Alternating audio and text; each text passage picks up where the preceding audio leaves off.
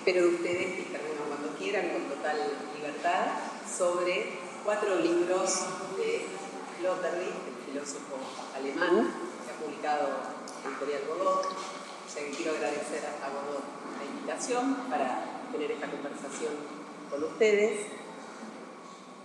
Y también comentarles que Sloterdijk es un filósofo muy particular, es un filósofo que, como estaba conversando recién, tiene una prosa sumamente libre, es autor de una obra muy profusa, sigue escribiendo, nació en el año 47, en el momento actual sigue publicando una cantidad, digamos, de ensayo que es bastante inusitada, y de él se ha dicho que era el hombre más libre de Europa, enunciado que cabe que...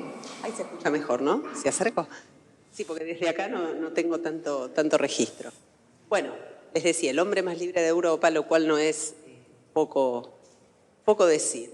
Más cuando se inscribe efectivamente en el campo de la filosofía. Acá podemos tener en mente un poco el año de nacimiento, 47, va a formar parte Sloterdijk de la generación de posguerra, en Alemania, es decir, una generación marcada por una serie, bueno, como bien sabemos, por la revisión histórica, marcada por la pregunta por la cultura, marcada por el desencanto. Tenemos toda la estela frankfurtiana. Eso es importante porque Sloterdijk va a comenzar, cuando haga filosofía, orientándose hacia lo que se llamaría la segunda escuela de Frankfurt, que después va a abandonar. Ahora vamos a ver cómo. Pero de hecho lo que sucede es que termina la carrera y en vez de hacer el camino convencional, que debería ser alguien que en Europa quisiese, por ejemplo, ser docente, dar clases, hay un camino bastante pautado. Sloterdijk planta eso y se va a la India.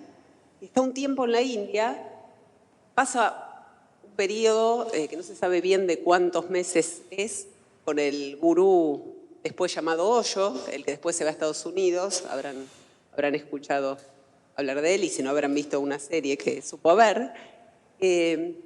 Va a volver a Europa, efectivamente, con la idea de iniciar un camino en la filosofía que va a ser particular porque al haber plantado la carrera convencional no va a poder insertarse en la academia como docente de modo tan sencillo. Sin embargo, muy pronto escribe un texto que es Crítica de la razón cínica, que lo ubica como uno de los jóvenes, digamos, más prometedores de su generación. Promesa que no frustró, digamos, porque de Crítica de la razón cínica en adelante, la lectura que va a ser de la realidad europea después de la realidad global, de la técnica, ¿no?, del lenguaje, la historia de la cultura que va a ser en términos de espacio, de una fenomenología de los espacios, todo eso va a brevar en digamos, en la tradición más erudita y más culta, digamos, del pensamiento europeo, al mismo tiempo que discutiendo todos los preceptos que sostienen esa mirada erudita y culta. Por ejemplo, el lugar del filósofo. Por ejemplo, la palabra libre. O sea, hay un montón de lugares que eran los que le tocaban si le hacía el camino más correcto, con los que va a discutir, ¿no? Pero discutir en una relación de paridad. Pensemos que, inspirándose en Nietzsche, Sloterdijk hacía suya una idea que Nietzsche tomaba a su vez de la medicina del siglo XVIII, que era la siguiente, es que un médico para poder curar a un enfermo tenía que inocularse el mal que quería tratar, porque si uno no padecía ciertos síntomas, cierta realidad corpórea, no podía tratar el mal. Entonces Sloterdijk dice que el filósofo debe ser para la cultura una suerte de inmunólogo teórico, que debe autointoxicarse con los males de la época. Ahora bien, ¿cuáles serían los males de la época? Entre ellos, todo lo que sucede en el espacio de los medios de comunicación. Esto lo plantea en la década del 80, cuando publica Crítica de la razón cínica. Hoy podríamos decir las redes, hoy podríamos ampliar esa idea a otros espacios, ¿no? Pero de hecho el filósofo debe infectarse a sí mismo. Otra idea, además de la autointoxicación, la autoinfección que tiene y que va a aplicar claramente a la reflexión sobre la cultura, es que el humano debe ir hacia aquel lugar en el cual se esté escribiendo el siguiente capítulo de su propia historia. ¿Qué significa esto en términos de pensamiento? ¿Qué significa esto en términos de la filosofía? Que él no estuvo dispuesto a asumir ninguno de los dos caminos que vulgarmente le esperaban al filósofo. Uno, hacer exégesis de ciertas figuras de la filosofía, hacer historia de la filosofía, o bien anclarse en algunos conceptos que son claves en la metafísica occidental y trabajar a partir de ellos su crisis, su estado, no importa. Él se va a abrir de eso y en realidad lo que va a plantear muy fuertemente es que el giro técnico ante el cual nos estamos enfrentando en realidad obliga a una revisión absoluta de lo que va a llamar las grandes categorías metafísicas que orquestaron el espacio nociológico, filosófico, mental, en suma, en el cual el conocimiento occidental ha ido germinando. Esta crisis de las lenguas metafísicas va a ser leída por él a partir del fenómeno técnico. Como les decía, se va a inclinar hacia problemas muy contemporáneos, la técnica uno de ellos. ¿Qué sucede cuando alguien que se dedica a la filosofía se ocupa de cuestiones tan actuales como algunos procesos técnicos que se ven muy en superficie? En general hay una reactividad del campo filosófico que toma distancia de estas figuras y eso no va a tener que ver estrictamente ni con la erudición ni con la calidad del trabajo. Pasa con otros autores de muy distinto tenor, pero que quizás se ocupan del problema de la técnica, de la sociedad contemporánea, el coreano-alemán Byung-Chul Han y tantos otros que son de algún modo desdeñados, opuestos, venden además, ¿no? Bestsellers, son desdeñados por el campo. En el caso de Sloterdijk fue más difícil que hiciesen esta operación. Hay otros autores con los cuales no se puede hacer esta operación, como Giorgio Agamben, o sea, y trabajan, ¿no?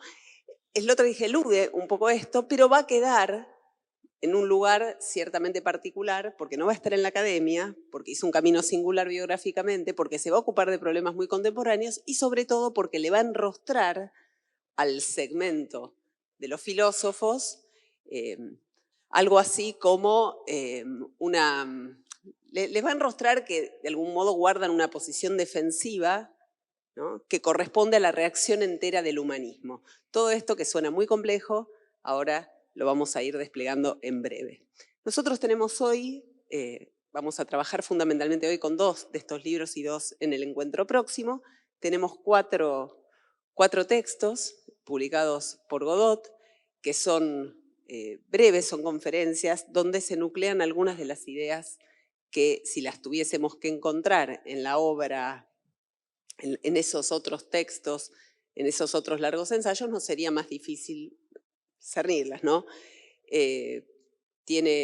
No sé si ustedes han leído a Sloterdijk o este es un primer acercamiento, pero en todo caso tiene ensayos largos, ensayos que a veces ocupan más de un tomo. Su gran proyecto intelectual es el proyecto Esferas, que escribe entre el año 99, 2000 y 2006, que consta de 3 tomos y que es una historia del habitar humano desde el punto de vista del espacio, desde la antigüedad hasta el presente. Imagínense lo que esto significa, ¿no? Digo, hace una fenomenología del espacio en la línea bachelardiana. Es sumamente complejo esto. Y son textos que tal vez no son tan fáciles de conseguir acá. Acá sí es cierto que nuestra condición, digamos, hace que estos textos sean difíciles y no inhallables. O sea, en este sentido, la propuesta de Godot de esta edición es muy buena porque son textos que particularmente compactan, como les decía, algunas ideas fuertes que sería muy difícil encontrar así tan sucintamente. El primero de los... ¿y cómo ordenar estos 4 libros? Esto es algo importante, les decía, 2 hoy y 2 en el encuentro próximo. Mi idea era que hoy trabajásemos Estrés y Libertad y La fuerte razón para estar juntos, porque son textos que se hacen entre sí un cierto eco, porque hablan del mismo momento histórico, en un punto, los inicios de la modernidad, y después, que en el próximo encuentro veamos Fobocracia y las epidemias políticas que trabajan con nuestro presente y abordan ciertos fenómenos colectivos, ¿no? De contagio, sobre todo en lo político. Lo vamos a ver, fenómenos del orden de lo religioso, fenómenos del orden de lo político, y bueno, en un punto, como les decía, la fuerte razón para estar juntos y estrés y libertad van a trabajar más bien con la figura del Estado moderno, con cómo se constituye comunidad, ¿no? La idea del estrés, que vamos a ver en un momento, es muy elocuente. Sloterdijk va a decir, ya no sentimos que formamos comunidad, como en los inicios de la modernidad, por compartir con quienes son nuestros connacionales una lengua, una religión, un cúmulo de textos canónicos, una geografía, ¿no? Ciertos espacios, sino que constituimos comunidad a partir del estrés. Cuando hay un fenómeno que nos estresa socialmente, nos coligamos. Este fenómeno de estrés puede ser un problema político, una guerra, pero puede ser también un atentado, pero puede ser también una epidemia como pudo haber sido el COVID. Entonces, ante fenómenos de alto estrés social, las comunidades se coligan y se vuelven a sentir hermanadas. Pero ya no hay, se ha perdido el sustrato que hacía que las poblaciones constituyesen sociedad o comunidad, ¿no? A partir de los elementos que la modernidad había ofrecido. Eso en cuanto a estrés y libertad. Vamos a ver después cuál sería la libertad de la que se habla, porque por eso voy a empezar. Libertad de, libertad para, libertad contra qué, libertad individual, libertad de todos, ¿no? ¿Qué es la libertad para Sloterdijk?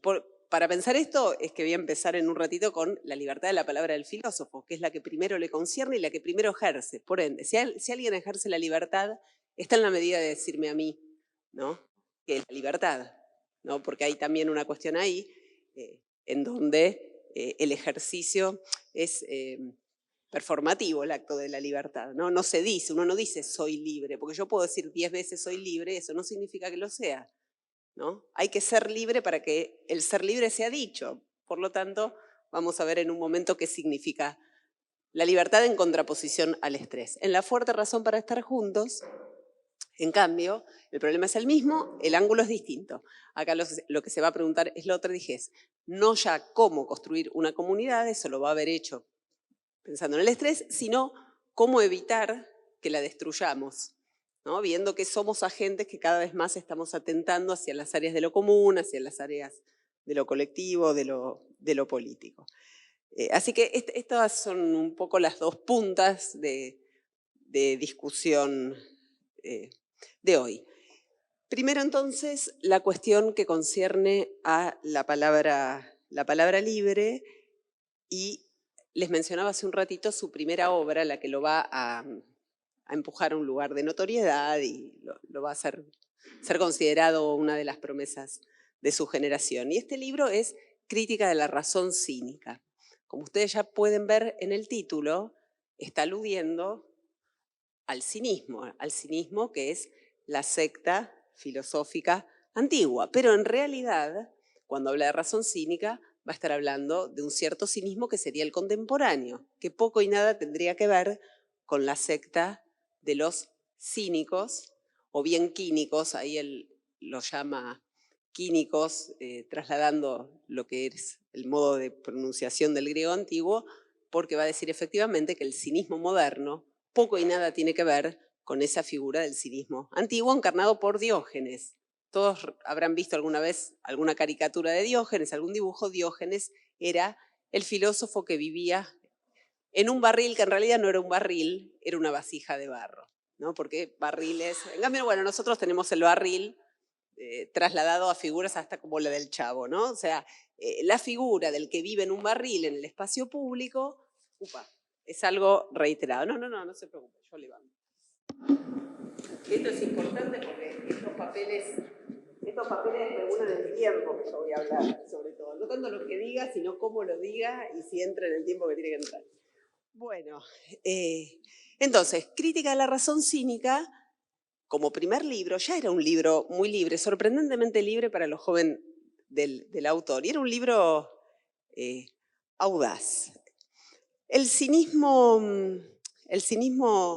moderno, para Sloterdijk, tenía que ver con una posición muy patente en el campo intelectual, pero no solo, de pacto entre entendidos, ¿no? Ese pacto entre entendidos que hace que, por ejemplo, hagamos cosas más o menos, pero todos nos palmemos la espalda y nos digamos que lo que hacemos es maravilloso porque hoy por mí, mañana por ti, ¿no? Entonces, si alguien hace eso por mí hoy, yo haré lo mismo mañana. Y entonces, digamos, lo que tiene que ver con el ejercicio del pólemos, el ejercicio del combate, el ejercicio de la verdadera discusión, se pierde.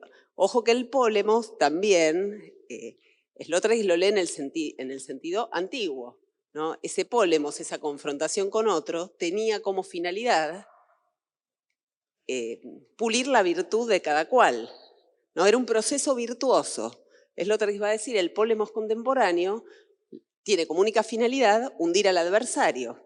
Ya no se trata de sacar lo mejor de mí, no me mido con otro para ver en qué lo mío es peor y cambiarlo, sino que me mido con otro para ver si lo aplasto, básicamente, y ocupo eventualmente su lugar. O sea que hasta la función polémica, esto aparece muy patente en el campo intelectual, para Sloterdijk está hoy obturada. Entonces, en Crítica de la razón cínica, como les decía, la crítica más feroz es contra el segmento intelectual contemporáneo. Esos intelectuales que, va a decir, hablan como herbívoros, pero viven como carnívoros. ¿Esto qué significa? Hablan como grandes humanistas, sostienen grandes tesis humanistas y sin embargo, ¿no?, son los primeros en estar adosados a todo aquello que la época y las formas técnicas de la época puedan dar para terminar con ese mismo humanismo que defienden. Para pensar el cinismo antiguo, quinismo de aquí en más, si es que no me confundo yo al hablar, vamos a retroceder algunos siglos y nos vamos a ubicar en el siglo IV a.C., en la polis ateniense. Ahí se escucha bien de vuelta. Bueno, ahí vivió este personaje llamado Diógenes de Sinope. Diógenes de Sinope se llamaba así porque había nacido en Sinope. Había nacido en Sinope, pero se había tenido que ir, había sido expulsado de la ciudad. Expulsado no por él, no por lo que él había hecho, sino expulsado porque su padre había sido expulsado y él tiene que salir con el padre de la ciudad de Sinope. El padre de Diógenes era funcionario de aquella polis de Sinope, era acuñador de moneda. Acuñaba la moneda, ¿no?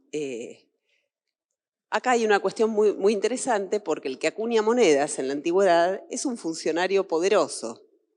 Uno puede decir siempre el que maneja la impresión de billetes es poderoso y tenemos anécdotas locales. Pero el problema con el acuñador de monedas es que si es expulsado, en general queda sumamente estigmatizado porque el acuñador de monedas había sido expulsado posiblemente por lo que llamaríamos hoy vulgarmente quedarse con un vuelto. Algo hizo el padre de Diógenes y lo echan. Diógenes entonces se va. Al padre lo perdemos de vista. ¿Cómo sabemos esto primero? ¿Cómo sabemos estas anécdotas de la vida de Diógenes? Porque hay infinidad de testimonios contemporáneos que dejaron fe de lo que había ocurrido con él, de su vida, de sus actos filosóficos, etc. Uno de los que se ocupó de dejar estos testimonios es otro Diógenes que se llama Diógenes Laercio. Entonces Diógenes Laercio nos cuenta quién fue Diógenes, nos explica por qué se fue a vivir a un barril o a una vasija, y nos explica por qué va a quedar en la memoria universal por ser el gran enunciador de verdades. Pero lo interesante es que Diógenes, que va a vivir en una vasija, va a hacer filosofía a partir de una idea muy fuerte de prescindencia del dinero. Ya algo muy particular, porque vivía de la caridad pública, proviniendo de alguien que era hijo de un acuñador de monedas y que se había quedado con un vuelto y que tenía una posición muy encumbrada en Sinope como todos los acuñadores de moneda. Pensemos que el dinero siempre fue un tema de pensamiento, pero hay que pensar que hasta hace no demasiado tiempo la idea de que la población entera tenía que acceder al dinero era absurda. Esa es una idea moderna, ¿no? ¿Cómo se pensaba la cuestión del dinero antes? Y había una cuestión de castas, una cuestión de élites. A algunos les tocaba y a otros no. En algunos casos la justificación era divina, en otros casos la justificación se hundía en alguna oscura razón mítica, no importa, pero en todo caso la idea de que toda la población debía acceder al dinero no era una idea socialmente expandida. Se nacía en situación de privilegio o no. No había idea de justicia en relación con la distribución del dinero. Entonces, en tiempos de Diógenes, justamente, Diógenes, al ser expulsado de Sinope, deja de ser un privilegiado y va a ir hacia Atenas. Como les decía, no sabemos qué pasa con el padre, no sabemos si se queda en el camino, no se lo menciona más al padre de Diógenes, pero sí se menciona que Diógenes, antes de entrar a Atenas, da una vuelta por un lugar que era muy importante, el ónfalos del mundo, que era el santuario de Delfos.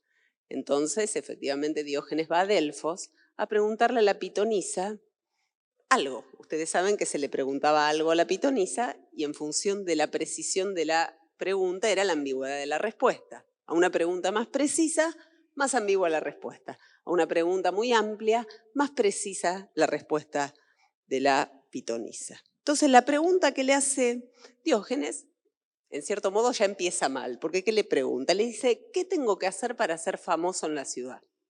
En la ciudad a la que va a ir, en Atenas. ¿Qué tengo que hacer para ser famoso? No era una pregunta muy adecuada para la pitonisa, pero la pitonisa la responde. Y la pitonisa la responde, para volverte famoso, lo que tenés que hacer es cambiar el valor de la moneda. Es una respuesta rara para el hijo de un acuñador, y más que acaba de ser expulsado. Entonces Diógenes dice, caramba, ¿qué pasa? Yo no me quiero dedicar a lo que mi padre se dedica, yo no voy a acuñar moneda. ¿Cómo voy a cambiar el valor de la moneda? Y entonces sigue pensando y llega a la siguiente conclusión. Dice, quizás no me estén hablando de la moneda, quizás me estén hablando de otra cosa.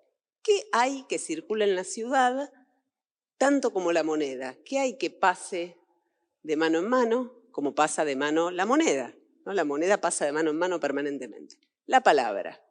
Entonces Diógenes dice, quizás la pitonisa lo que me está diciendo es que yo debo cambiar el valor de las palabras. Quizás deba ser filósofo, ¿no? Quizás deba trabajar desde las ideas.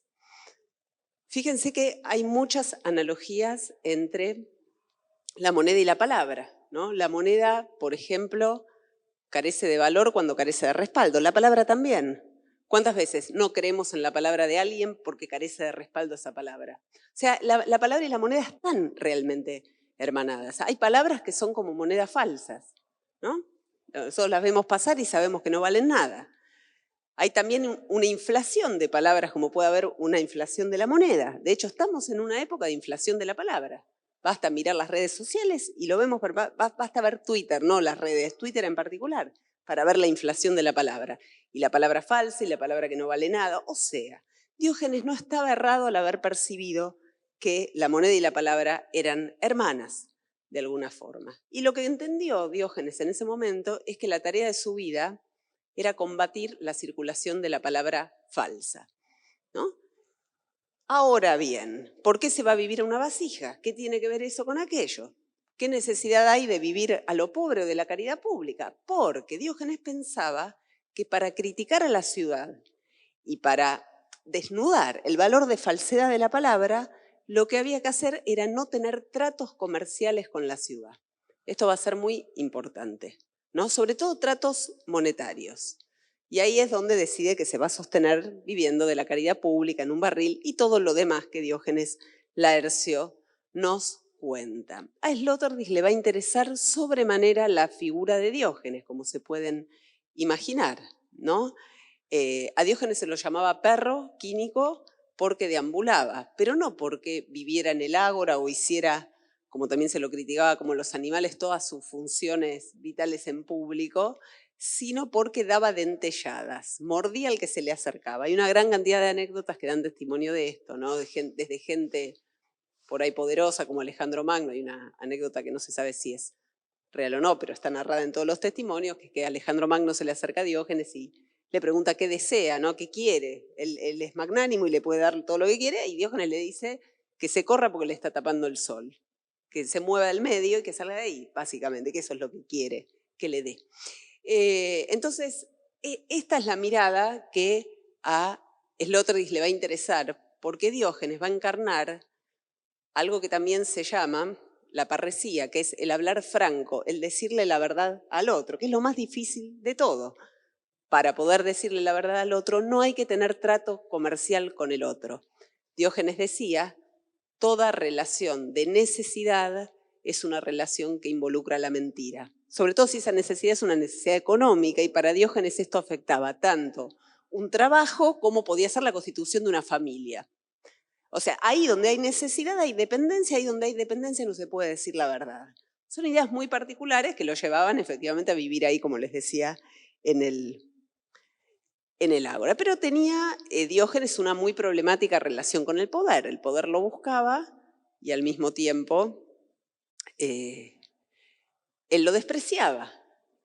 Sloterdijk dice que lo que interesa de Diógenes o lo que interesa de esa escuela fundamentalmente es que instauró un modo de enrostrarle la verdad al poder que nunca más se pudo repetir en la historia, pero que aún así tuvo posteriormente algunos emergentes. Hubo figuras lo suficientemente incómodas que en sí, sin ser un Diógenes de Sinope, sin tener tal grado de prescindencia del trato monetario con la ciudad, pudieron, desde la filosofía al menos, tener este lugar. Sin embargo, la modernidad habría clausurado todo eso, ¿no?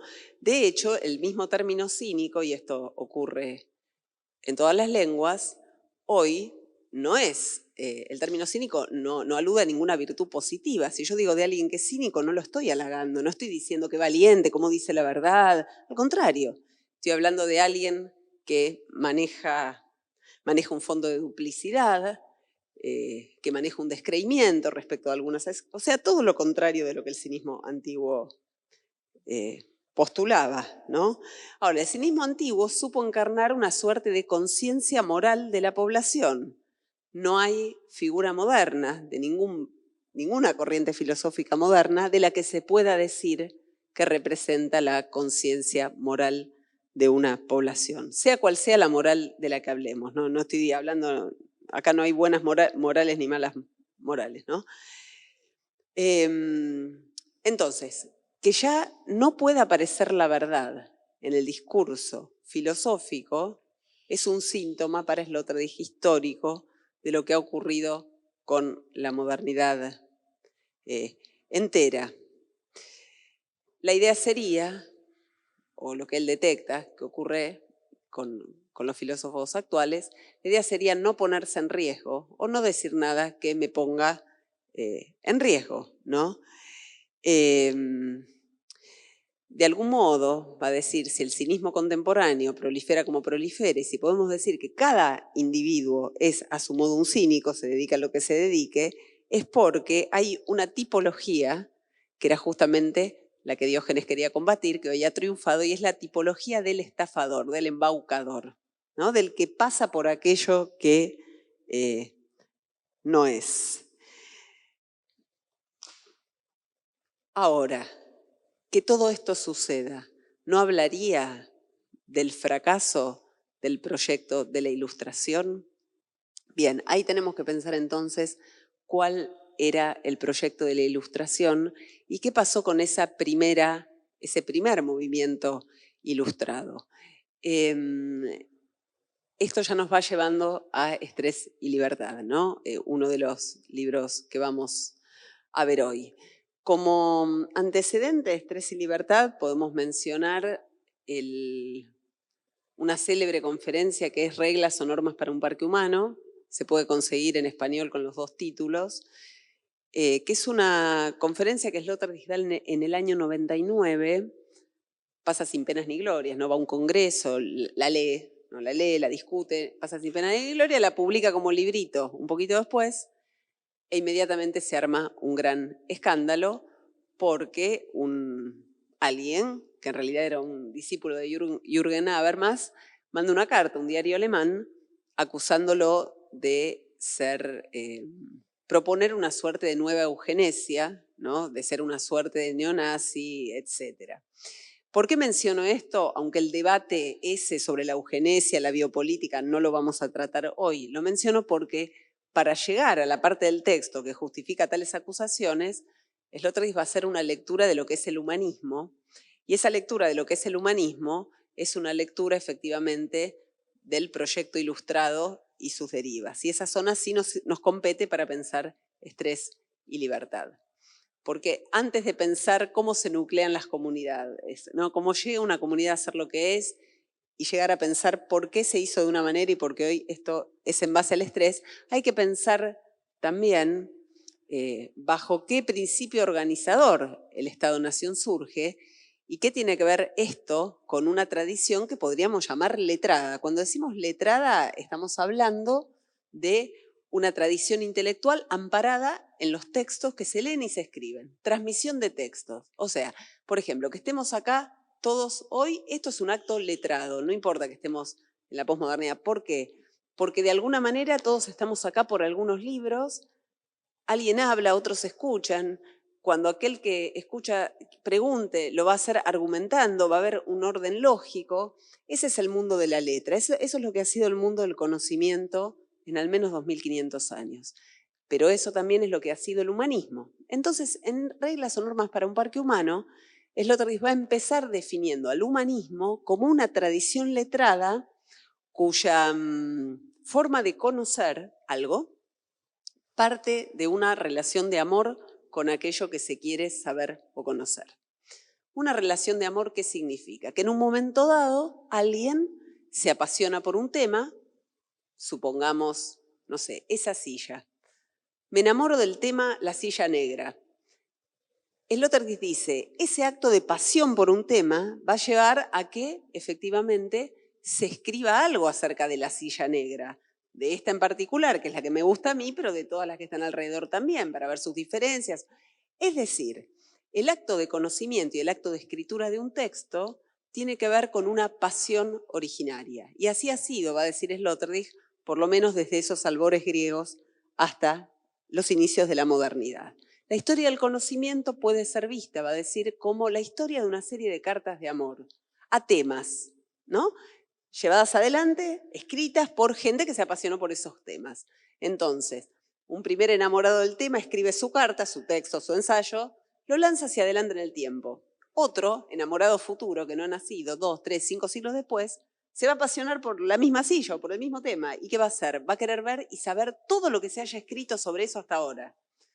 ¿Para qué? Para escribir después su propia carta que va a lanzar en el tiempo. De hecho, en Normas o Reglas para el Parque Humano, el humanismo parece ser desde este punto de vista sumamente virtuoso, porque de lo que se trata es de amor por temas y de escribir textos sobre esos temas que tanto me apasionan.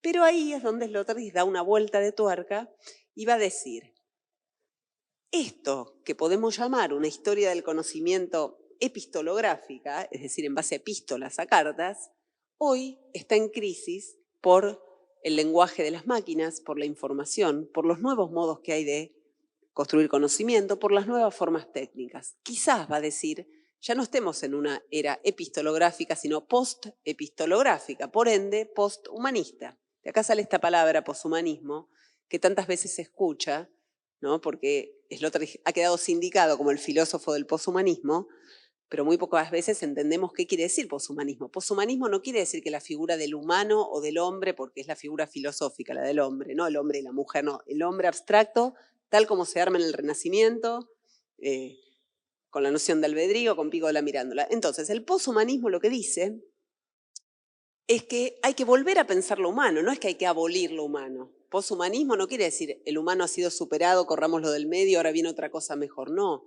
el poshumanismo incita a revisar cuáles serán los supuestos del humanismo. Esto lo digo porque hoy se habla de poshumanismo, se habla de transhumanismo, que es otra cosa, se confunden ambas cosas con mucha frecuencia. El transhumanismo es un movimiento de otra índole que más bien especula, porque hasta ahora no se ha logrado, especula con la posibilidad de que algún día dejemos atrás nuestros cuerpos como carcasas materiales inútiles y migremos a una nube bajo la forma de información o alguna cosa así. No tiene absolutamente nada que ver esto con la idea de que hay que refundar una idea de lo humano pensando en la simbiosis con la máquina, que esto es lo que plantea un poco el poshumanismo de Sloterdijk. Entonces, venimos con esta idea romántica del conocimiento, del humanismo, y ese diagnóstico de que ahora estaríamos en una era posthumanista. Los estados-nación, y acá conectamos con Estrés y Libertad, va a decir en Reglas para un Parque Humano Sloterdijk, son finalmente grandes federaciones, ¿no?, de públicos lectores, unidos justamente por cuestiones como una lengua nacional, la fidelidad a ciertos textos. Cada nación va a tener su poema épico, su texto nacional básico, pero va a tener también su himno, pero va a tener también una serie de textos, además de una serie de emblemas culturales de otro orden. Entonces los Estados-nación se van a nuclear, no como ahora en base al estrés, sino precisamente en base a lo letrado, a la importancia de la letra, la importancia de leer y escribir. No olvidemos que hasta hace muy poco tiempo, hasta la democratización de la lectoescritura, saber leer o saber escribir era signo o podía permitir una cercanía con el poder, era signo de una cercanía con el poder o podía permitir esa cercanía. O bien podía haber una situación, una tercera situación, que es pertenecer al espacio de lo clerical. En ese caso, en general, los monjes estaban alfabetizados, pero por ahí no tenían ningún poder particular. Pero dejando de lado el espacio de lo clerical, la lectoescritura y el poder estaban muy agarrados, ¿no? De hecho, Regis Debray dice en un momento dado, todo soberano tenía a la diestra un arquitecto y a la siniestra un escriba, ¿no? El arquitecto me hace la obra, el emblema de poder es el edificio público, pero después necesito el letrado, que no solamente me lo llena de inscripciones, sino que me mete adentro los libros que son actas y testimonios, ¿no? La función del escribano es una función fundamental hasta la modernidad en las esferas de poder. Entonces, el humanismo letrado estaría llegando a su fin. Medios de comunicación, sociedad de la información. ¿Cuándo se da el pasaje efectivamente hacia ese posthumanismo? Sloterdijk no lo dice con total claridad, lo sugiere, ¿no? Habla de la inmediata posguerra, o sea, de cuando él era chico, básicamente, del 45 en adelante. Él nace en el 47, década del 50. Habla del momento en el cual la noción de información empieza a ser una noción que acaba de surgir. Pensemos en Norbert Wiener, la cibernética, todo eso, de lo cual Sloterdijk no habla particularmente acá, pero que es el trasfondo del siglo XX. Tenemos a Wiener, ¿no? Un hombre que empieza a fantasear y a especular con hacer de la información la unidad de una nueva ciencia exacta, y especula también con la posibilidad de medir la información en unidades, cosa que hasta ese momento a nadie se le había ocurrido, porque la información era una palabra que aludía más bien a lo cualitativo. Uno estaba informado, se había leído algo, pero no se pensaba en la información como algo que se pudiera medir, y menos todavía traficar entre máquinas. Todo ese movimiento va entre el año 43, 47, 51, hasta la década del 90, donde ya vemos cerrado el arco de ese camino y tenemos efectivamente las computadoras como algo de tamaño reducido que entran en los domicilios, etcétera, ¿no? Todo ese proceso es muy largo, pero en ese proceso lo que hay para Sloterdijk lo que se produce es el final del humanismo, el final del poder de la letra, lo cual no quiere decir que no siga habiendo actos letrados, lo cual no quiere decir que no estemos reunidos acá hablando de libros y leyéndolos, pero lo que sí dice Sloterdijk es: podemos hacerlo todo lo que querramos, pero cada vez menos eso va a tener que ver con un hecho del poder. Ojo, ahí está el punto, ¿no? Antes el poder era letrado, necesitaba del letrado, ahora no. Ahora podemos, de hecho, nunca más que hoy en día se han impreso textos, circulan libros, o sea, estamos en una época prolífica. Sin embargo, la escritura, la lectoescritura y el pensamiento ya no son hechos del poder. Incluso el poder se vuelve cada vez menos argumentativo.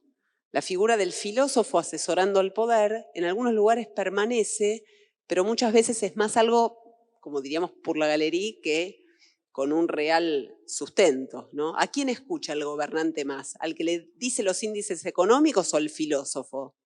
No sé, yo dejo abierta la pregunta, pero sospechamos que al que le maneja los índices económicos puede tener al filósofo igual también al lado, porque queda bien. Porque siempre está bien, porque el poder es letrado, claro. Porque el poder necesita remitirse a sus antiguos emblemas. Y el filósofo, el pensador, es un emblema del poder. Tan humanista es, ¿no?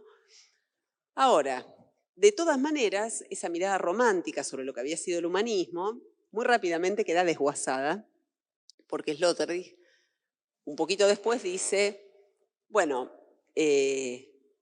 ha llegado la era de la información, efectivamente, quizás ahora, entonces, no sea el saber letrado lo que... Quizás ahora lo que organice nuestra futura vida política sea la cuestión biológica.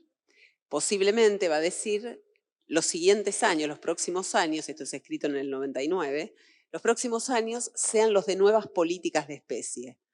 Escribir políticas de especie en Alemania es como tocar, ¿no?, un sensor y que suene la alarma a todo lo que da. Política de especie, nazismo. Es que es así. Ahora, si uno ve lo que ha sucedido desde el 2000 a esta parte, no deja de ver que en el fondo cada vez más la política se guía por decisiones que conciernen a lo que somos entrando que especie biológica. Pensemos la pandemia, pero eso es muy reciente. Sloterdijk no tenía la pandemia como ejemplo y sin embargo de eso se trata, ¿no? La política va a tener que ver con la gestión de lo viviente, mucho más con eso que con transmitir saberes universales o los viejos proyectos humanistas ilustrados. O sea, en ese punto el diagnóstico no estaba tan mal.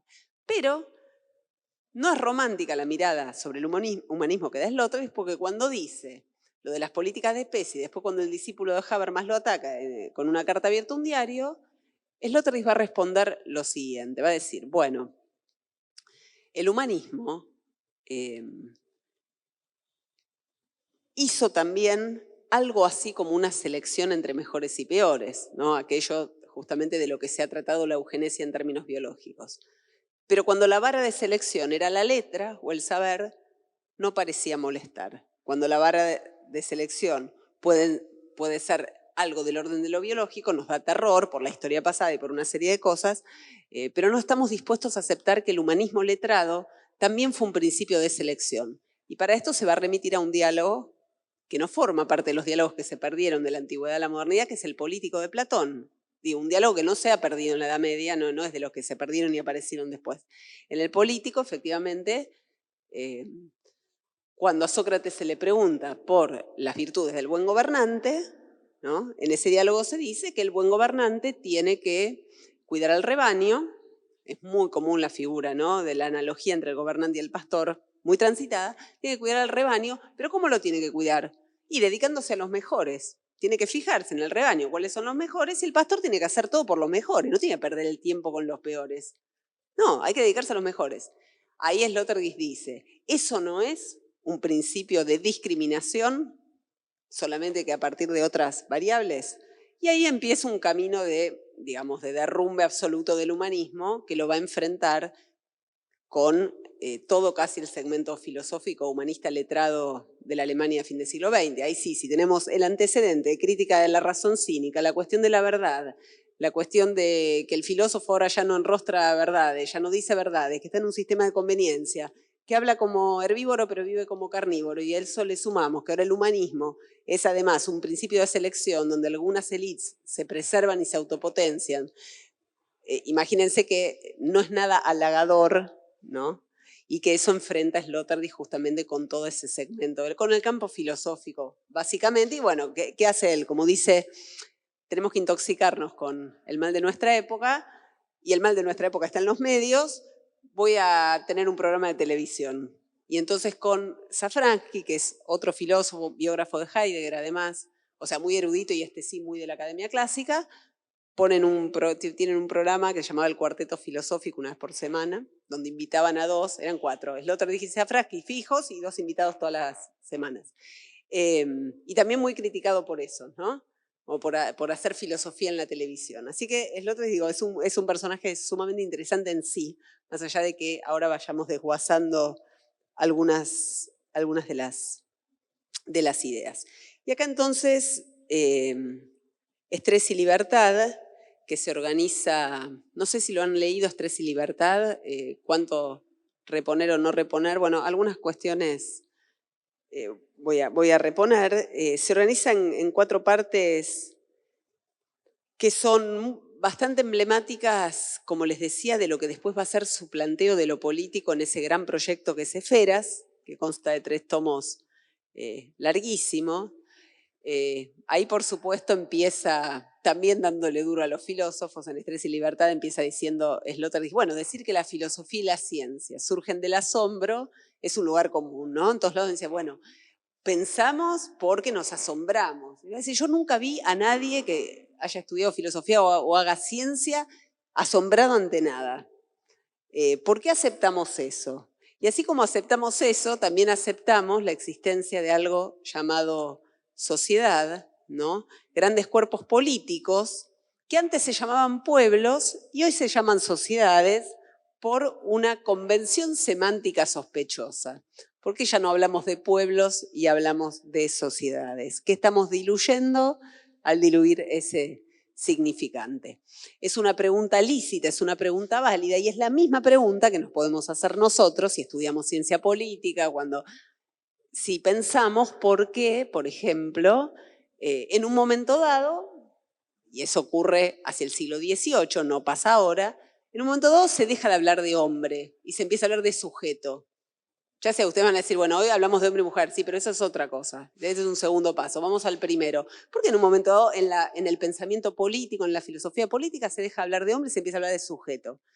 Porque ha cambiado la mirada y porque efectivamente ahora se piensa en alguien, el antiguo hombre, pero sujeto a qué? Sujeto a lo social. Se empieza a pensar la figura del Estado, se empieza a pensar justamente la figura de la sociedad. El sujeto es sujeto sujetado. Cuando decimos sujeto y no decimos hombre, no estamos cambiando una palabra por otra porque es más o menos parecido. No, estamos hablando de que ahora tenemos tácito el sistema social entero, que ahora tenemos tácita la organización estatal.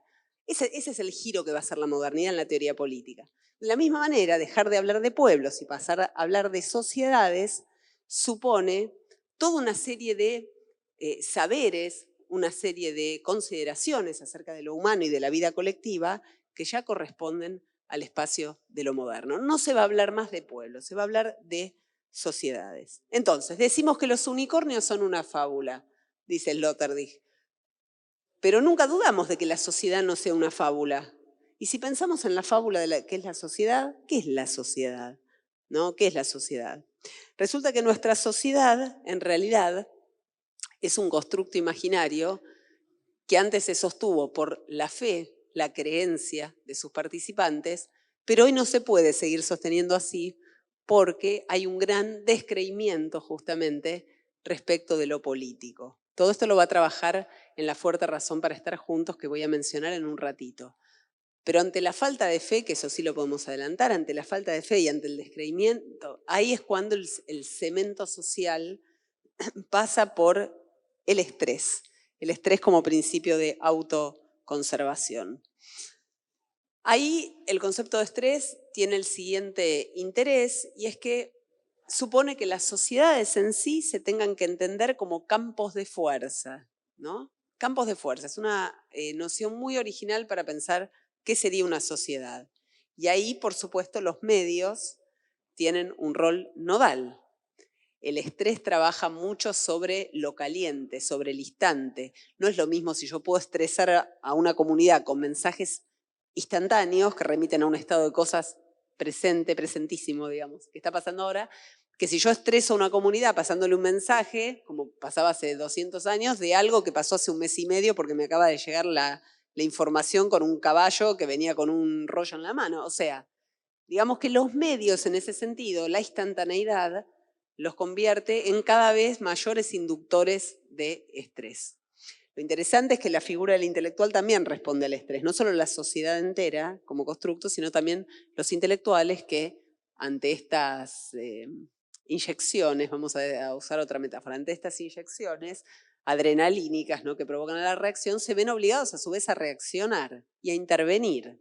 Entonces el viejo modelo, el antiguo modelo del intelectual más argumentativo, que antes de emitir una opinión pensaba bien, leía varias cosas, meditaba, no decía lo primero que se le pasaba por la cabeza, queda corrido, queda barrido por la figura del intelectual interviniente. Hay que decir algo porque hay que pronunciarse. Después veo qué digo, o digo rápido algo y después lo pienso bien. De última borro el tuit, no pasa nada. Acá, este desplazamiento es un desplazamiento muy fuerte para pensar el campo del pensamiento, ¿no? O sea, que un intelectual se vea expuesto a la misma condición de visibilidad que un actor, que una vedette, o sea, eso nos habla de un giro radical. De eso se va a ocupar Sloterdijk en sus últimos libros, no todavía en estos que estamos mencionando ahora. Entonces, el estrés. En Estrés y Libertad también se va a hablar de Rousseau, el filósofo Rousseau. Sloterdijk toma una imagen muy hermosa de qué era para Rousseau la libertad, porque va a decir, bueno, tenemos que contraponer la libertad del moderno con la libertad del antiguo. La libertad del antiguo podía tener que ver con lo que hacía Diógenes, podía tener que ver con no tener tratos de dependencia con la ciudad del dinero, todo lo que hablamos.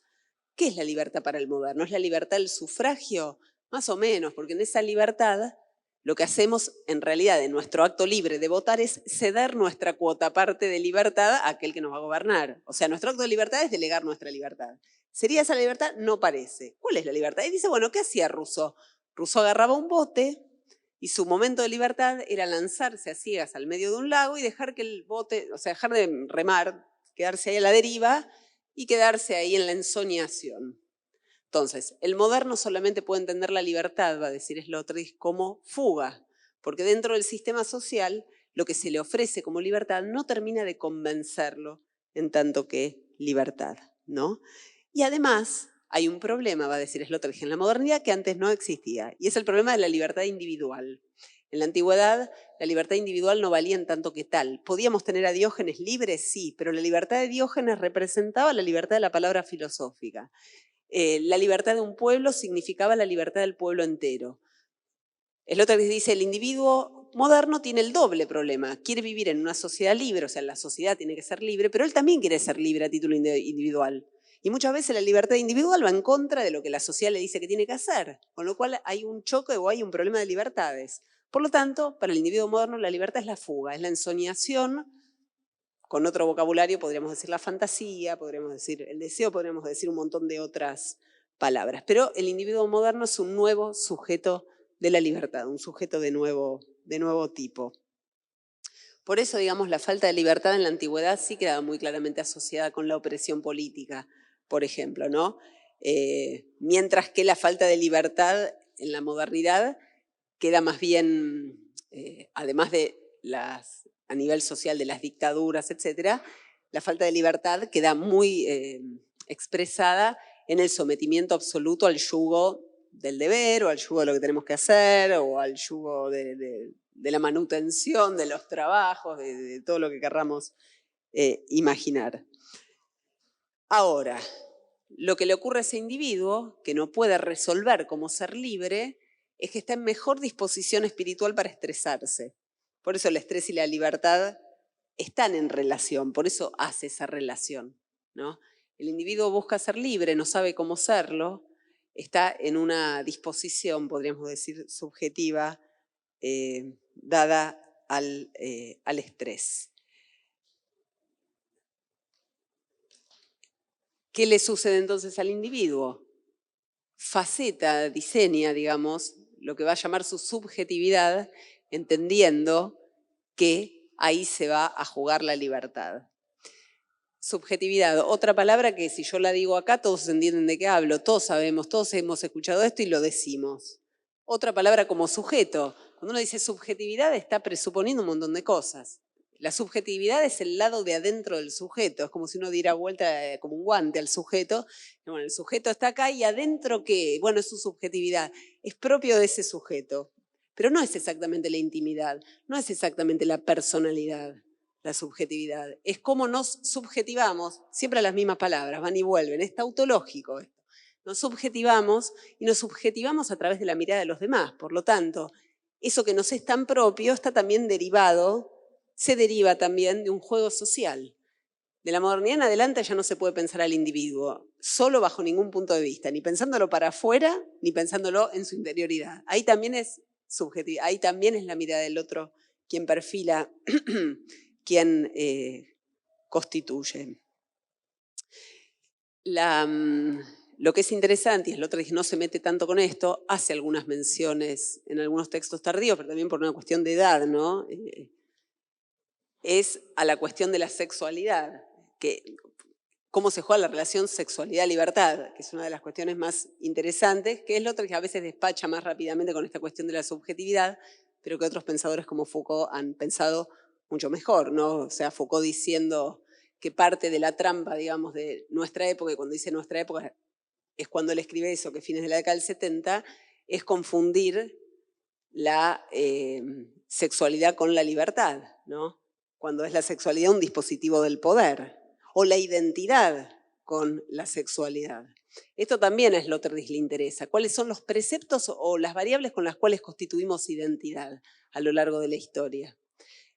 En nuestra época, diría Sloterdijk, la identidad va a tener mucho que ver con lo que mostremos, con una especie de superficie. Por eso también las redes, por eso también los medios.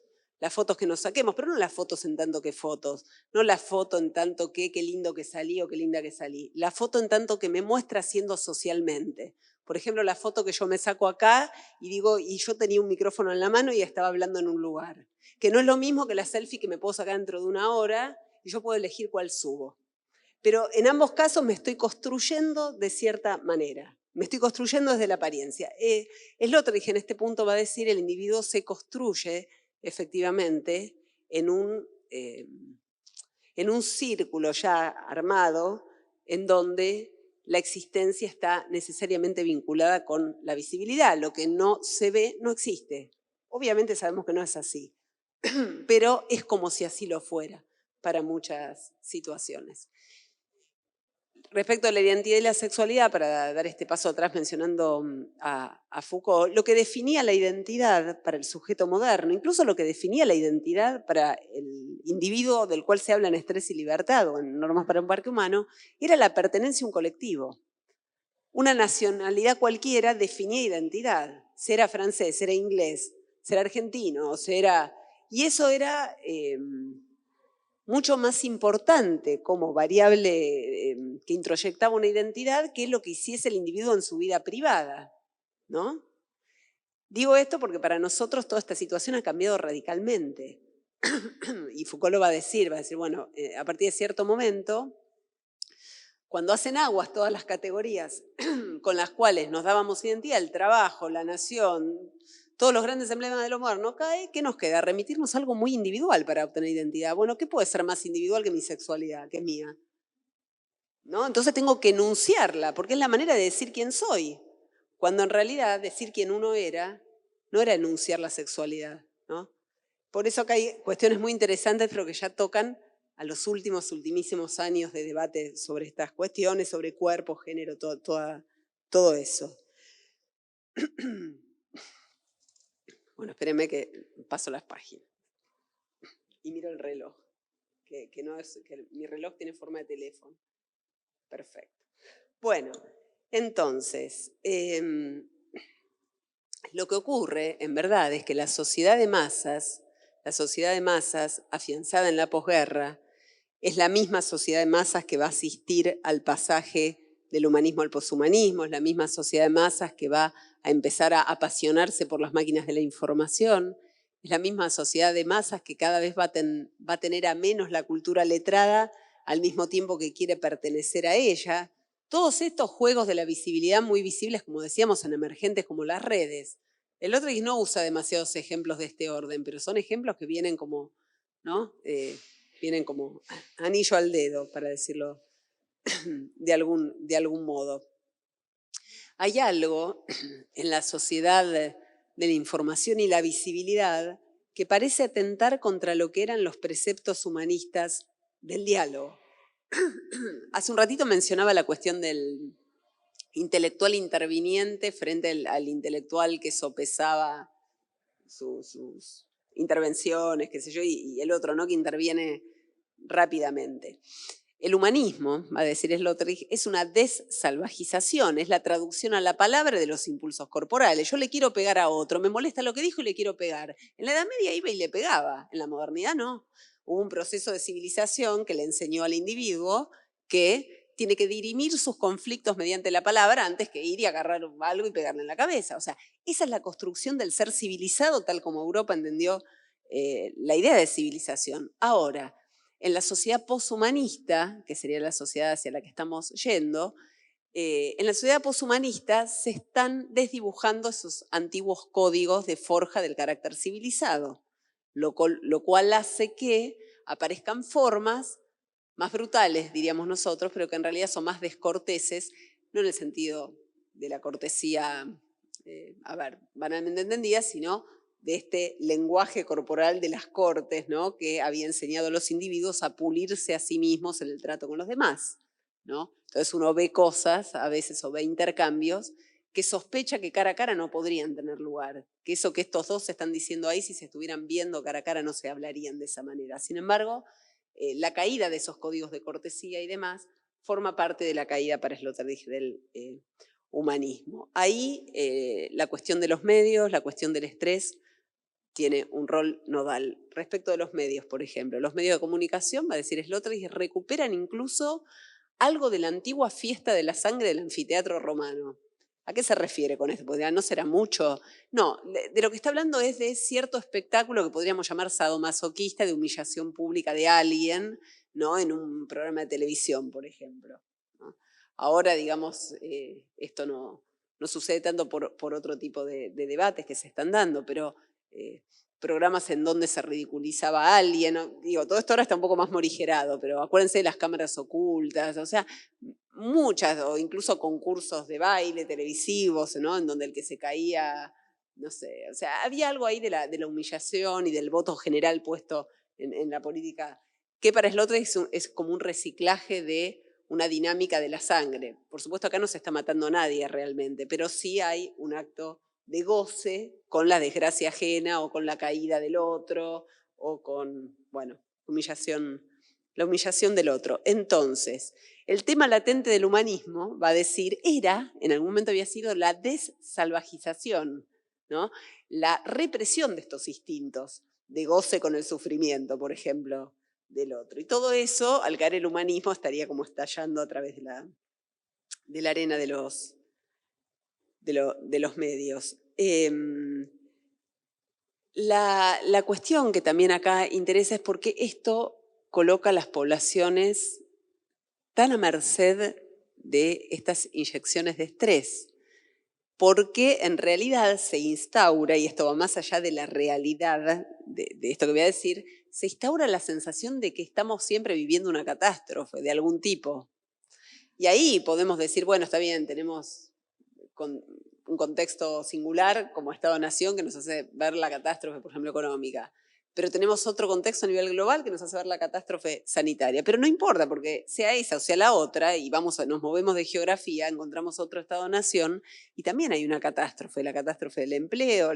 O sea, nuestra época nos ha habituado a que la catástrofe no es algo que va a pasar, algo que tememos futuro, o algo que pasó, sino que es durativa y presente. Es la catástrofe siendo. Todo el tiempo estamos en estrés de crisis. La crisis no termina. No, la idea de crisis, ¿cuántos análisis, cuántas cosas habrán leído o hemos leído todos, en donde se habla de la crisis de la educación, la crisis de los hospitales, la crisis del encierro, la crisis de lo penal, la crisis de la justicia, la crisis de gobierno, la crisis económica? ¿Qué no está en crisis hoy? La crisis del individuo, ¿no? Finalmente. La crisis de todos nosotros, que tenemos que buscar terapias para poder vivir, porque ya no... ¿Qué está sucediendo con esa crisis, esa catástrofe siendo, ¿no? Esa crisis durativa? Para Sloterdijk esto es una disposición subjetiva, vamos a usar esta palabrita que ya transitamos, derivada de la permanente exposición al estrés justamente inducido por los medios, que reitera esta antigua fiesta de la sangre y la humillación, etcétera, etcétera. Fíjense que el humanismo poco tiene que hacer contra esto, porque las herramientas del humanismo eran todavía las de la reflexión, las del tiempo para, o sea, para educarse, formarse, pensar, ser culto, había que estudiar, leer, lo que fuera, ¿no? Pero tenía que pasar un tiempo, había un tiempo puesto ahí. La herramienta de la autoconciencia, ¿no? La herramienta de la introspección, el examen de conciencia moderno como herencia del examen religioso, el autoexamen religioso de la confesión. Todo eso ha quedado desplazado por cuestiones que tienen que ver más con lo instantáneo, ¿no? Entonces el individuo ya no quiere llegar a un resultado tardando tiempo, lo prefiere más rápido, es comprensible. La época le da los medios para que algunas cosas sean más rápidas. Lo que ocurre es que otras no van a llegar porque se hagan rápido y otras no van a llegar nunca. Porque yo puedo quizás, no sé, leer mucho sobre algo y tal vez nunca me constituya como una figura de saber. Sloterdijk va a decir acá, pero ojo, porque estas poblaciones expuestas al estrés, que no saben cómo dirimir su libertad, son poblaciones infantilizadas. ¿Por qué infantilizadas? Primero, han perdido las grandes tutelas modernas, la religión, el Estado, perfecto. No se han sabido constituir una tutela propia y están necesitando guías. Las poblaciones se infantilizan en la medida en que están siempre dispuestas a responsabilizar a otro por las cosas que salen mal. ¿Qué tiene que ver esto con el estrés? Todo que ver, va a decir Sloterdijk, porque en un punto, ese individuo que en la modernidad todavía, hasta hace poquito, estaba preparado para qué, no sé, para tener una intención y no conseguir lo que quería, hoy no está preparado para eso, ¿no? Pensemos en discursos, de los cuales habla Sloterdijk también, discursos que llamaríamos de autoayuda o de la proactividad, ese tipo de discursos de todo lo puedo, solo hace falta que lo quiera lo suficiente. Bien, ese tipo de discursos tiene varias particularidades. Una es que vuelca toda la responsabilidad de lo que sucede en el individuo, en el sujeto. O sea, si yo quería vivir en esa mansión y no vivo en esa mansión, es porque no me lo reiteré lo suficiente, porque no me dije lo suficiente que yo quería vivir ahí. No trabajé lo suficiente sobre mí, no pensé, no hice todo, no orienté mi deseo hacia eso y entonces no me sale. No, claro, resulta que también hay una sociedad, que uno nació en una clase social, que uno tiene cierto trabajo, que uno tiene... Es decir, la modernidad todavía le hacía saber a ese sujeto que su deseo podía ser el que quisiera, pero que la sociedad, el otro, el contexto, la clase, no sé, le iban a decir que no tal vez, que no todo lo que quisiera se podía conseguir. El individuo contemporáneo vive hechizado bajo la idea de que todo lo que quiera lo puede conseguir. Y eso es una idea para Sloterdijk peligrosa, porque lleva a la infantilización y es también al capricho si no consigo lo que quiero, ¿no? Como decir, bueno, quiero ese chupetín, no me lo dan, lloro, pido y reclamo. Reclamo sobre todo que me indemnicen, porque mi deseo no ha sido satisfecho. Es el derecho a la felicidad, que no sé cuánto falta para que no se legisle en alguna economía, ¿no? Es cierto que todos tenemos derecho a ser felices, pero también es cierto que eso no puede estar legislado, porque nadie nos lo puede garantizar, ¿no? Es cierto que todos merecemos amor, no es cierto que pueda haber una ley que haga que consigamos ese amor que anhelamos.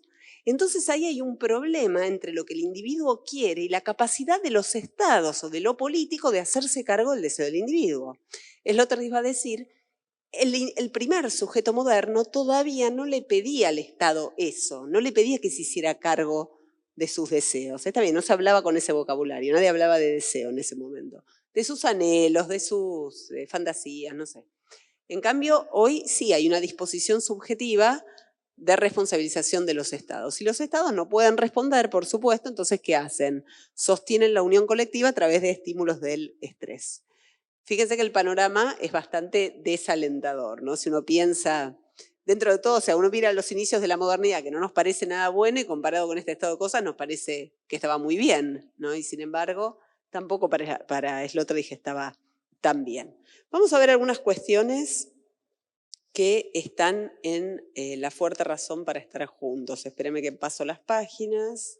Porque, como les decía, en La fuerte razón para estar juntos, de lo que se trata ahora es de ver no cómo el individuo constituye comunidad, sino de ver cómo evitar que destruya la comunidad. Para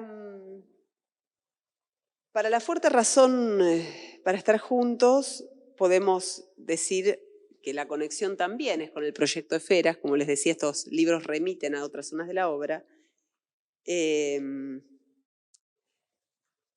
Esferas, una de las cosas que hacía Sloterdijk para evaluar esta constitución del espacio político era ver el carácter que él va a llamar neumático de toda comunidad. Neumático significa que hay algo concretamente aéreo y espacial puesto en juego en la constitución de lo político y de lo comunitario. Va a decir las sociedades, las comunidades primero, son como realmente esferas de aire, donde hay un aire compartido, hay una atmósfera. El aire literal es una atmósfera de signos, de problemas, no importa, lo que sea, ¿no?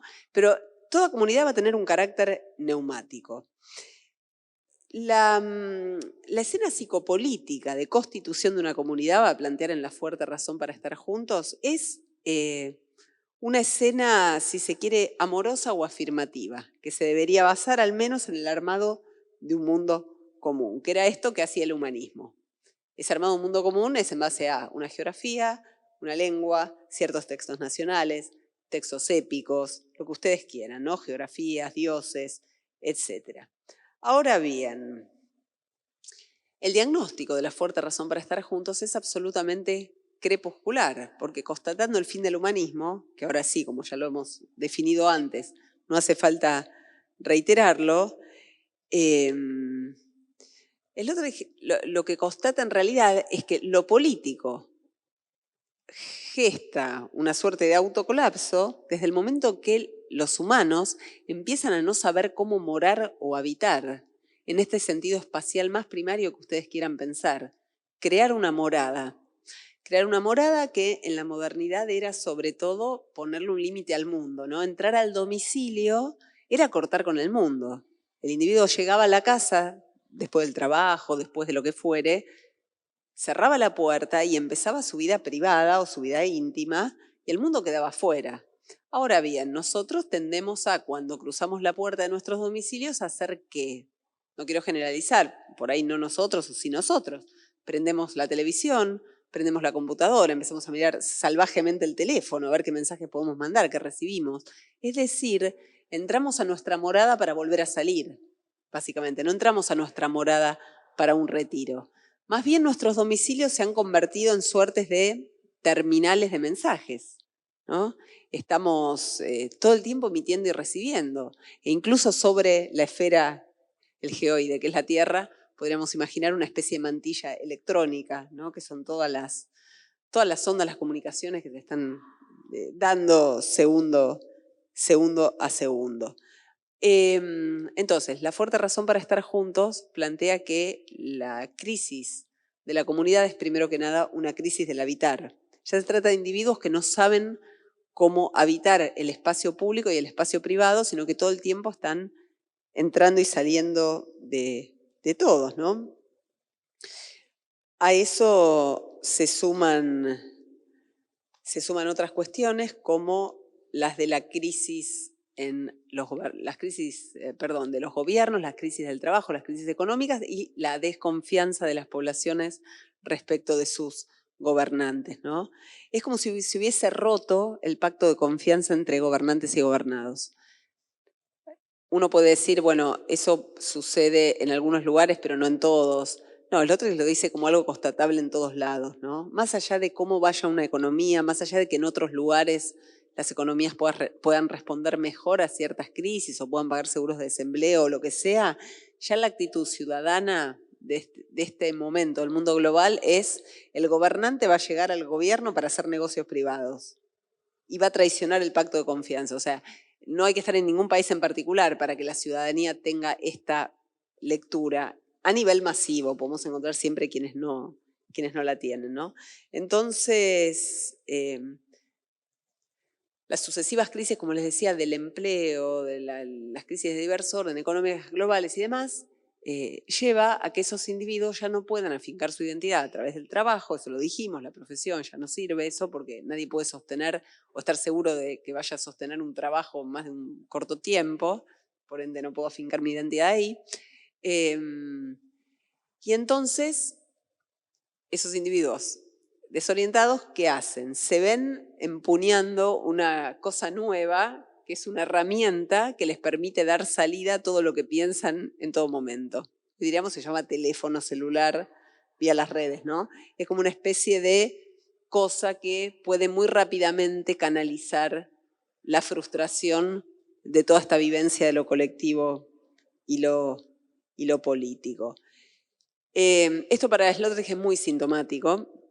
De hecho, va a decir en un momento dado, las antiguas botas, ¿no? Pensando en el uniforme militar, ¿no? Las antiguas botas de la modernidad, que simbolizaba, ¿no? el ejército, el poder del Estado-Nación, el emblema, la autoridad, todo eso, hoy son reemplazadas por las zapatillas de fitness, ¿no? Las zapatillas para salir a correr. Estamos ante un individuo que se aplica a sí mismo todos los preceptos del autorrendimiento, todos estos discursos que podríamos decir individualistas por un lado, pero relativamente individualistas, ¿no? es como si hubiese una traducción. A ver, lo voy a decir con palabras que Sloterdijk no diría, así que por favor esto no se lo roban a Sloterdijk. Es como si se tradujesen a otras zonas, por ejemplo el deporte o por ejemplo cierta épica de lo cotidiano, lo que antes eran los grandes discursos de lo político moderno. Por ejemplo, ando en bicicleta, porque me gusta andar en bicicleta y creo que estoy haciendo la revolución. ¿Estoy haciendo la revolución o estoy andando en bicicleta? La revolución verde, ¿es una revolución? ¿Por qué hay esa traducción? La revolución era otra cosa en la modernidad. Me podía gustar o no, podía querer hacer la revolución o no, pero tenía claro que el cambio era de cierta envergadura. Ahora, si yo me subo a la bicicleta y con eso, no sé, me ahorro unos cuantos embotellamientos, de paso bajo de peso, me mantengo bien, no sé si estoy haciendo una revolución. Eso no es una mera confusión terminológica para Sloterdijk. Por eso Sloterdijk dice las botas se reemplazan por las zapatillas, ¿no? Está pensando en el individuo que con esta idea del fitness, de la mejora, de la autopreservación individual, para después exhibirse y una serie de cosas, lo que está haciendo ese individuo es poner algo así como su libido, ¿no? En cuestiones de ese orden, retirándola de lo común, de lo colectivo y de lo político. En La fuerte razón para estar juntos, además, se trabaja, es muy astuto, es muy buen ensayista y también es muy inteligente para vincular informaciones que podrían pasarse por alto, ¿no? Y en este caso hay una fecha que él levanta de 5 o 6 lugares, que es el 9 de noviembre, lo hace tomando la historia de Alemania y dice, bueno, el 9 de noviembre es una fecha importante para la historia de Alemania, empieza trabajando, pero después resulta que, a medida que va avanzando el texto, habla de Napoleón y el 18 Brumario, ustedes saben, Brumario era el mes de la revolución, formaba parte de los meses del calendario de los revolucionarios franceses.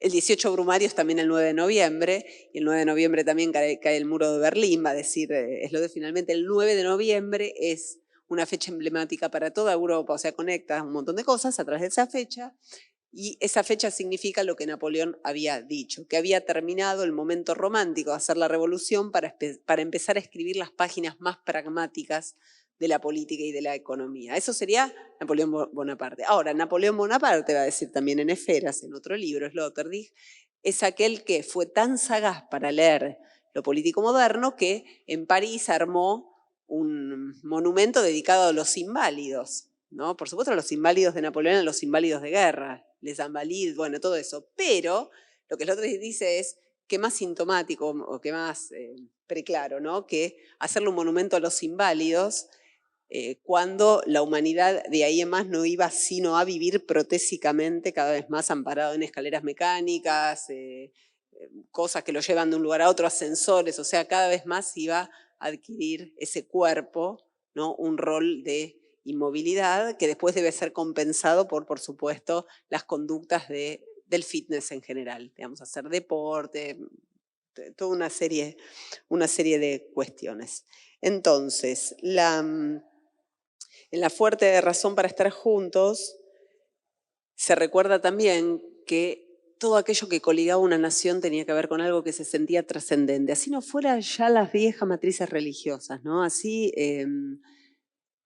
va a decir, la nación es como un coro empírico, o sea, los ciudadanos, ¿no? Al unísono, es como un coro empírico inspirado por un coro trascendente, que eran todas estas ideas de grandeza que tenían que ver con ser un pueblo, ¿no? Ser un pueblo determinado, el pueblo argentino, el pueblo francés. Cada uno tenía su épica, su idea de trascendencia que se identificaba con eso. Todo eso ha hecho aguas. Entonces, de esa historia de amor por la revolución, el Estado-Nación y la comunidad coligada a partir de grandes valores, de ahí pasamos al hiperindividualismo neoliberal, ¿no?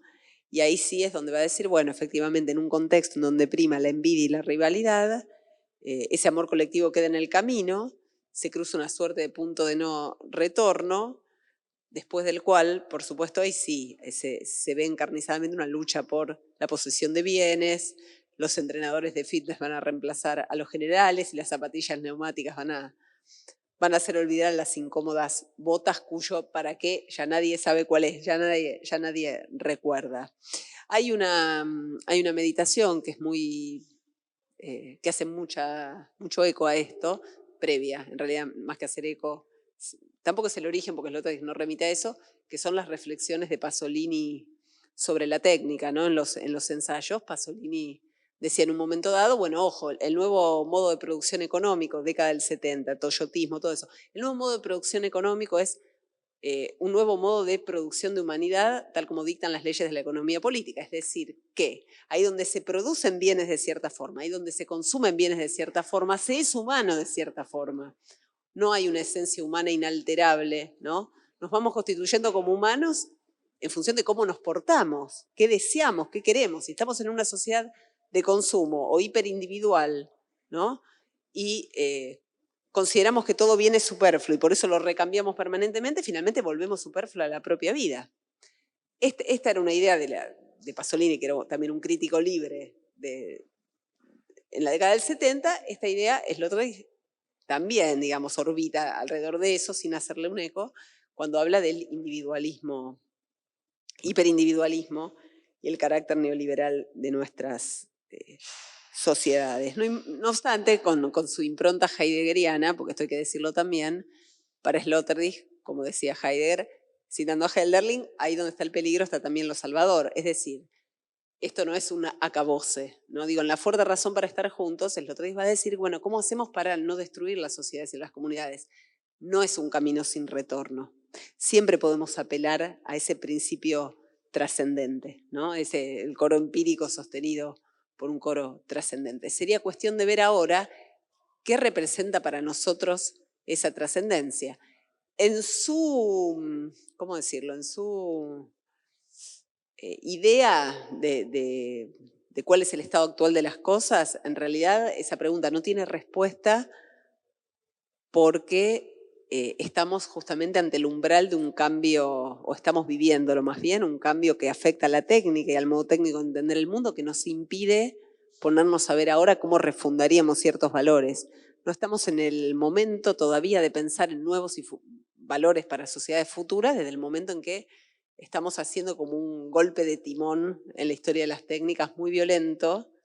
¿No? La idea sería esta, tampoco dicha de este modo en el otro, sería, bueno, los cambios que están ocurriendo hoy serían equiparables no a cosas como la invención de la imprenta, o de la radio, o del telégrafo, sino esta vuelta de página de la historia de las técnicas sería comparable a la invención de la rueda, o sea, uno de los mayores saltos técnicos. Y nosotros somos testigos privilegiados de eso, además, porque la verdad que en pocos años, algunos de nosotros, no todos, quizás en nuestra infancia hemos vivido en un mundo analógico y de golpe estamos viviendo en otro mundo. O sea, en el espacio de una vida puede entrar una vuelta de página que en el futuro va a ser estudiado como uno de los grandes momentos de cambio de la humanidad, sin duda. Estando en el medio de eso, ¿cómo podemos pensarlo? ¿Cómo podemos diagnosticarlo? No tenemos perspectiva. O sea, en un punto es muy difícil para nosotros, esto lo va a plantear en El hombre operable, en otros textos, es muy difícil para nosotros hacer un diagnóstico claro de hacia dónde vamos. Pero lo que sí está claro para él era esto que decía en La Fuerte. Hay alguna esperanza de que surjan otros valores. Sí, tal vez esto sea el acabose de todo lo que era la gran estructura humanista. Tal vez no podamos volver a constituir sociedad como en la modernidad. Tal vez no podamos ser individuos de esa manera, ser sujetos de esa manera. Tendremos que inventarnos otra, tendremos que pensar otra, tendremos que redefinir lo humano. De ahí la idea del poshumanismo, ¿no? Tenemos que volver a gestar una idea del humano donde la máquina tenga un rol nodal. Tenemos que pensar también la llamada simbiosis con la máquina, que la máquina no sea ya vista como algo pasivo ante lo cual yo soy el agente activo.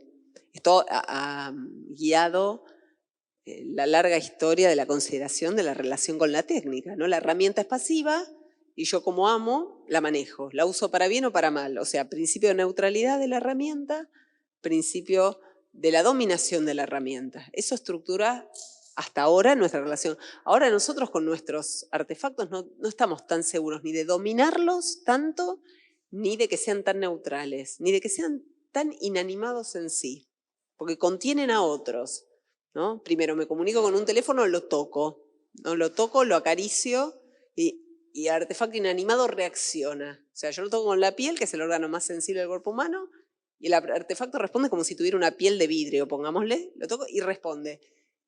Ya el carácter pasivo-activo se empieza a desdibujar, ¿no? Más cuando además trafico mis propios vínculos con los demás a través de ese artefacto. Entonces, el otro les va a decir,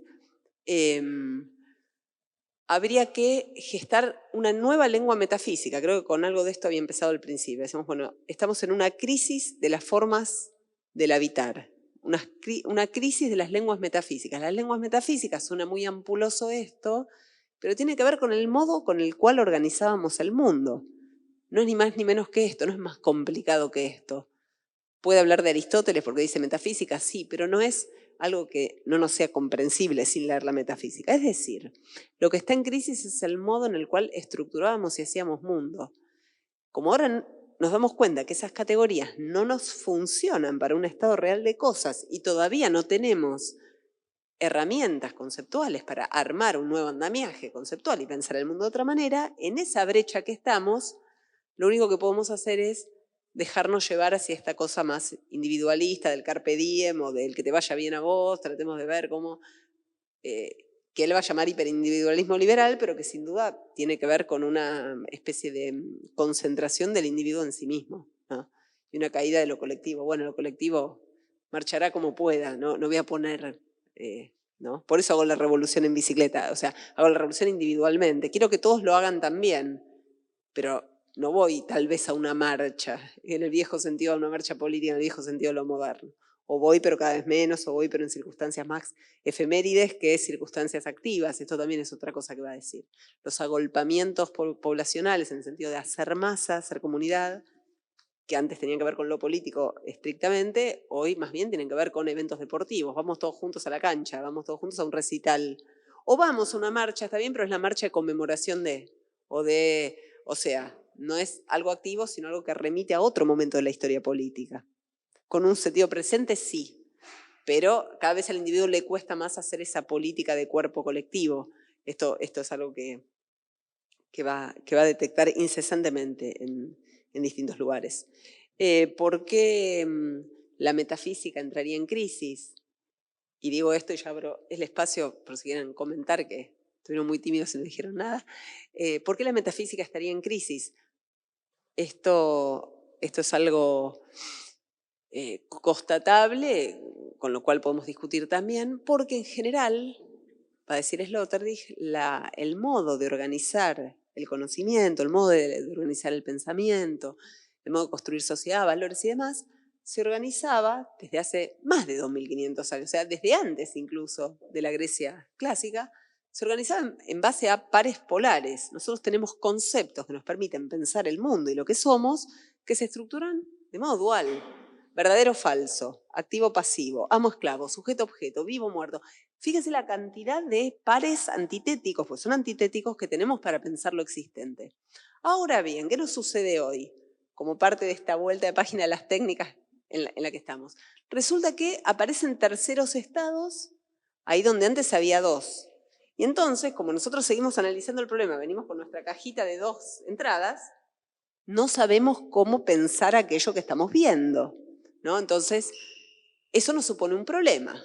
Y yo siempre pongo este ejemplo porque es fácil, no porque sea el más inteligente ni el más complejo. Vida, muerte. Hasta hace poco tiempo se sabía si alguien estaba vivo o muerto.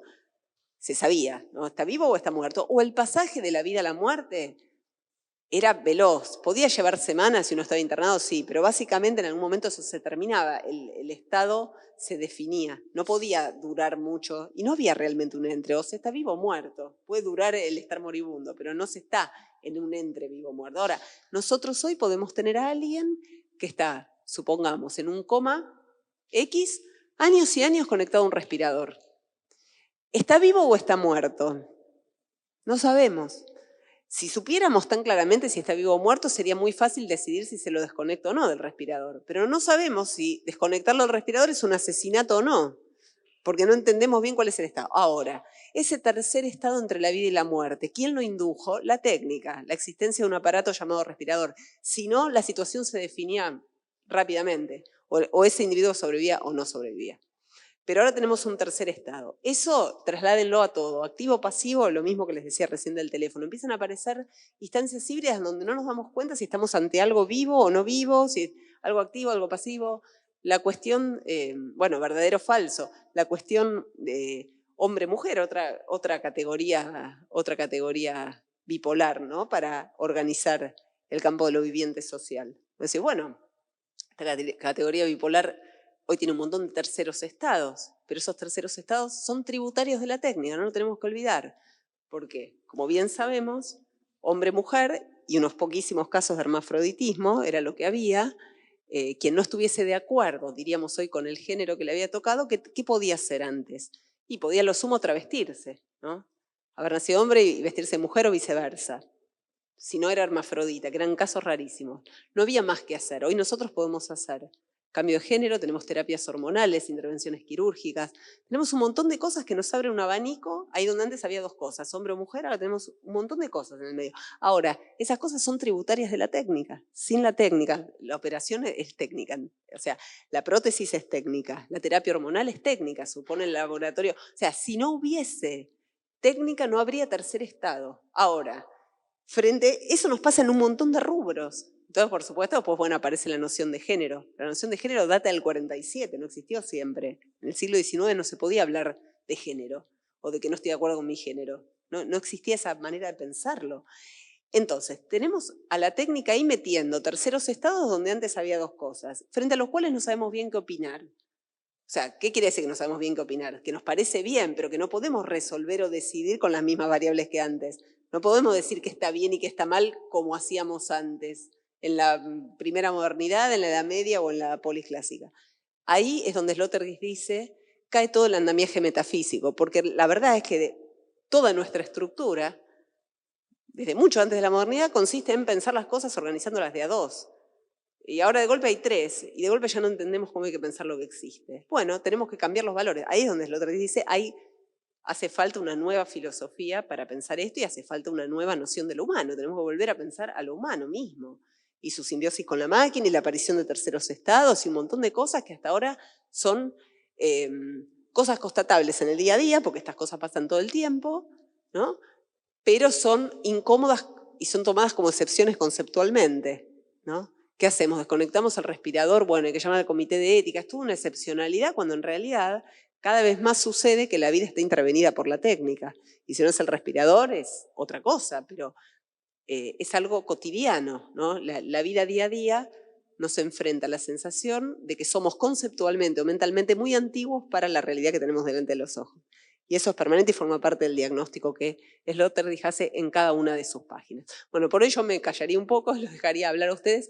Solo decir que fíjense que un autor que viene de la filosofía, viene del campo de las humanidades, se forma con el saber letrado y se pone a decir estas cosas, a pensar estos problemas, a sugerir esas historias y básicamente a decir que el campo de la filosofía es poco menos que impotente para poder decir una palabra lícita respecto de esto que estamos viendo como realidad, eso no le iba a granjear muchas simpatías. ¿No? Pero sin embargo, no habiendo podido insertarse en modo clásico en la academia, Sloterdijk hoy ya debe estar jubilado, pero era hasta hace poco rector de una suerte de instituto, sería como un terciario de arte y diseño, de ahí de la ciudad donde nació, de Karlsruhe, que no tiene tanto prestigio eso como ser titular de cátedra no sé, de Friburgo, por decir algo, por decir donde estuvo Heidegger, ¿no? Pero de todas maneras, ha ganado una visibilidad y es, como les decía, al decir de otros filósofos de generaciones más jóvenes, el hombre más libre de Europa, por lo tanto, es alguien que con la palabra libre y con cierto pensamiento no tributario a las conveniencias logró hacerse escuchar, lo cual no me parece menor. Bueno, dejo de hablar. No sé si alguien quiere comentar algo. Sí.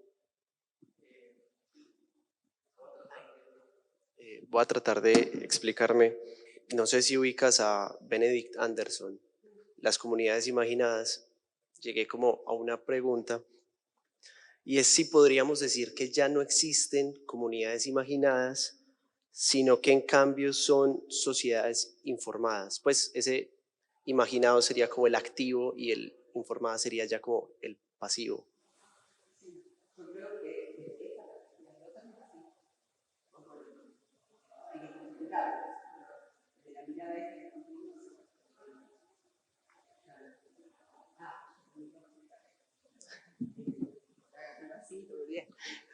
pero solo tiene café el vasito, yo creo. No, desde el punto de... A ver, Benedict Anderson, la idea de comunidad imaginada remitía básicamente a la idea moderna de comunidad. ¿no? Y Sloterdijk efectivamente ya está aludiendo a comunidades que no se sustentan en lo moderno, por lo tanto no hay fantasía proyectiva de lo que debe ser una nación o comunidad que funcione para él. ¿Serían informadas? Sí. Y, perdón, una segunda pregunta. Decías que el humanismo era como esa desalvajización. El posthumanismo, pues yo la entendí como la caída de la humanización, ¿cierto? Eh, entonces, se me perdió. La violencia, en este caso, no es salvaje, física, eh, sino que es como una violencia ya de la palabra y de Sí. la información. Sí, pero también de los cuerpos, porque aunque Sloterdijk se está, a ver, para argumentar está recurriendo más bien a ejemplos que hablan de la violencia de la palabra, en realidad, si uno ve las, no lo dice él, hasta donde yo sé en ningún texto, pero puede haberlo escrito en algún lado que yo no conozco, pero lo que quiero decir es que si uno ve los índices, digamos, de violencia urbana en todas las ciudades del mundo, insisto, esto no es problema de si uno está en tal lugar o en tal otro, obviamente en algunos lugares hay otros problemas, que intensifica, también ve que esta violencia se traslada al espacio de los cuerpos. Lo que pasa es que Sloterdijk lo está analizando desde el punto de vista del intercambio de ideas, porque le interesa ver cómo se va desarmando la idea del humanismo, el intercambio letrado, la argumentación y demás, y cómo de golpe estamos todos saliendo a decir lo primero que se nos ocurre, ¿no? O bien pegándole al de enfrente solamente porque dice algo que no me gusta. O sea, cómo han caído todo lo que era, digamos, el decálogo de lo que era un intercambio inteligente en la modernidad, caen. Pero yo creo que también hay una violencia de los cuerpos, de la cual él no habla tanto, pero que expresa esto. Ahí habría que pensarlo. Pero sí, digamos. Sí. ¿Alguien más? Bueno, si no hay más preguntas, creo que ya sería, ¿no?, momento tenemos que liberar el espacio. Bueno, espero que quieran venir el jueves que viene, y si vienen, ahí trataremos Fobocracia y las epidemias políticas, pensando ahora sí cuestiones como los nuevos populismos, o sea, qué es lo que pasa con lo político, porque ahora nos focalizamos más en otras cuestiones, ¿no? ¿Qué pasa con lo político en las sociedades contemporáneas? ¿Cómo esta cuestión del hiperindividualismo, el estrés y demás refracta después en un acto electoral? ¿Qué es lo que se espera o no se espera cuando se vota a un líder populista y sobre todo populista de derecha, que es un poco lo que denuncian las epidemias políticas? Bueno, un poco de esto hablaremos la próxima, y hablaremos también sobre los modos de vivir en las ciudades hoy.